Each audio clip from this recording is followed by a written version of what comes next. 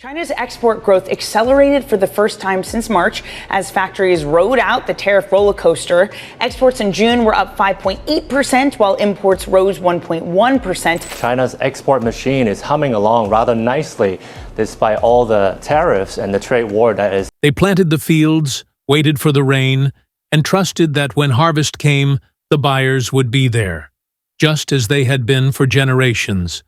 But this time, when the crops were ready, there were no contracts, no trucks, no checks, only silence. In just a few weeks, America, the world's agricultural powerhouse, saw its farm exports collapse like a house of cards.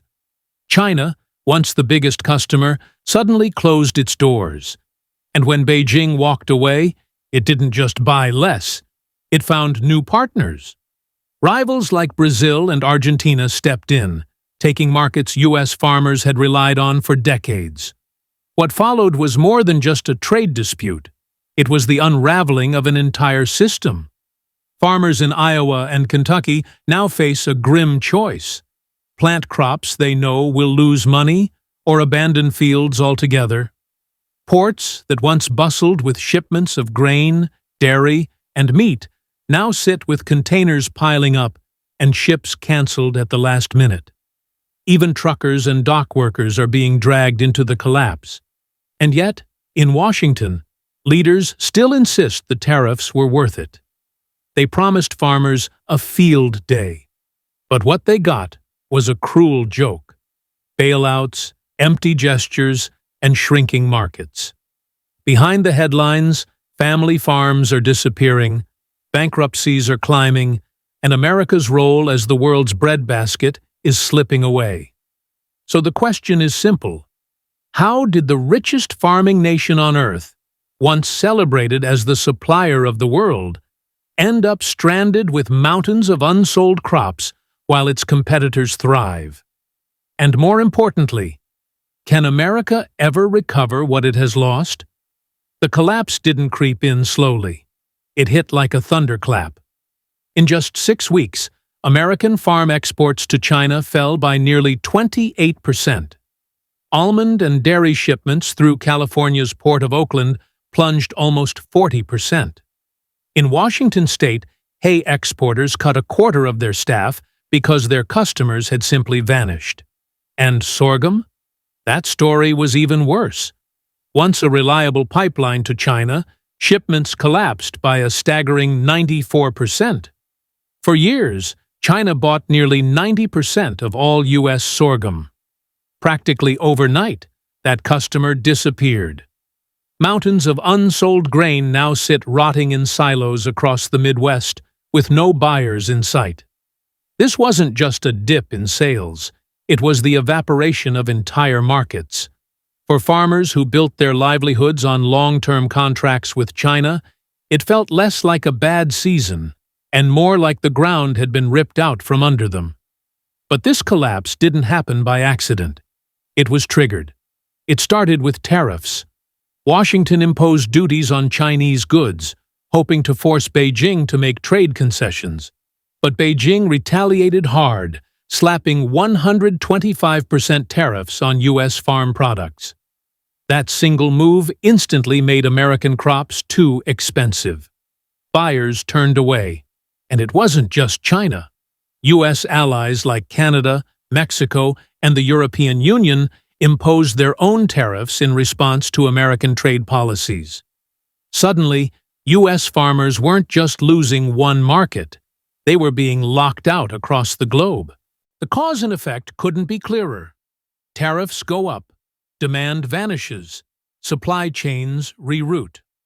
Once those new supply lines are established, they don't come back easily. And that's where America made its biggest mistake.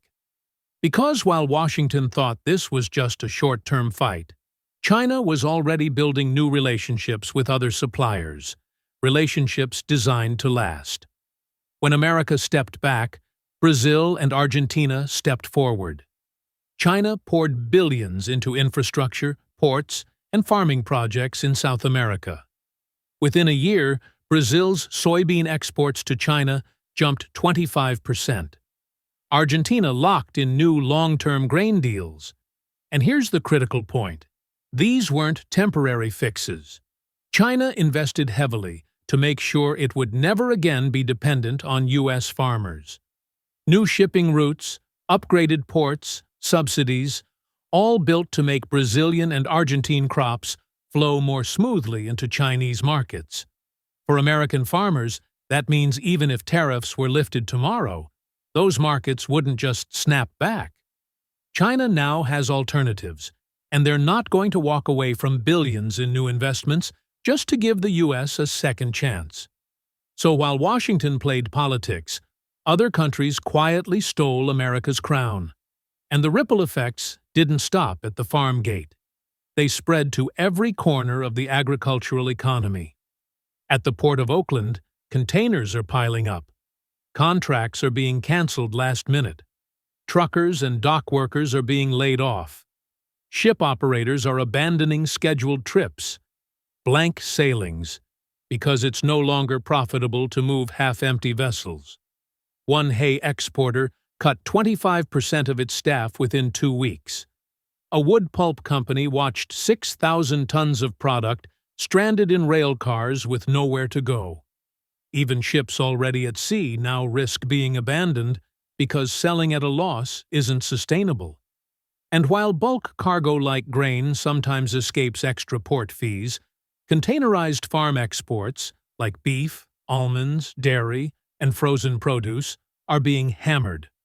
Container shipments make up more than half the value of U.S. agricultural exports, but new shipping rules threaten to make them even more expensive, pushing costs into luxury goods territory. For low-margin farm products, it's a death sentence.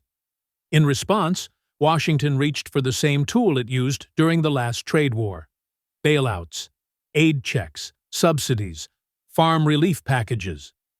But this time, farmers weren't celebrating, because they know a government check can't reopen a closed market. It can't bring back Chinese buyers or undo years of lost trust. Farmers are tired of being promised wins while facing nothing but losses. Many openly say they'd rather earn $1 from selling crops than take a dime from the government. And even powerful farm lobbies, once loyal allies of tough trade policies, are now turning against Washington. The anger is building. The question is, will anyone in power listen? For farmers on the ground, this isn't about politics, it's about survival. In Iowa, corn growers admit they're planting fields they already expect to lose money on, because not planting at all could bankrupt them even faster. In Kentucky, some farmers are considering leaving crops unharvested because the cost of diesel fuel and labor would make harvesting a loss. Imagine that, fields full of crops left to rot because selling them would only dig the hole deeper. Meanwhile, small and mid-sized family farms are disappearing at alarming rates. Bankruptcies jumped 50% in just 1 year. Families who spent generations on the land are being forced to walk away. But while family farms crumble, giant corporate processors and food companies are making record profits.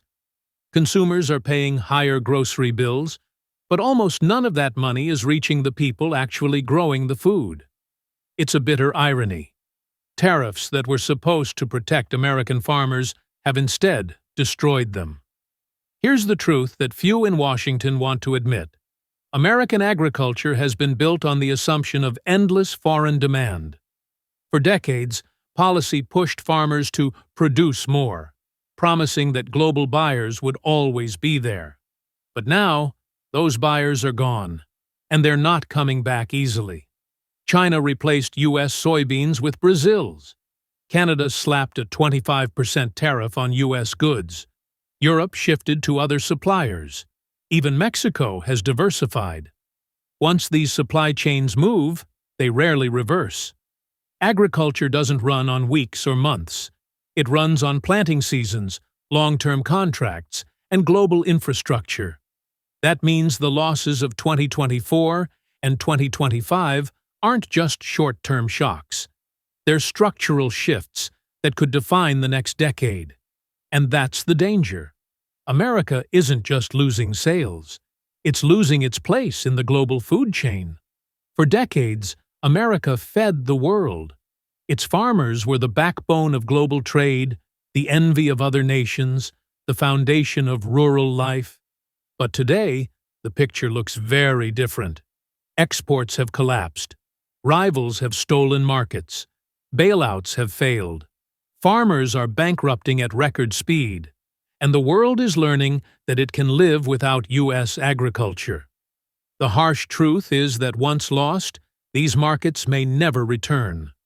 Washington promised strength, but delivered instability. And now, America's farmers are paying the price. So the question we're left with is this: can the United States ever reclaim its role as the world's breadbasket? Or has that title already been permanently handed to its rivals?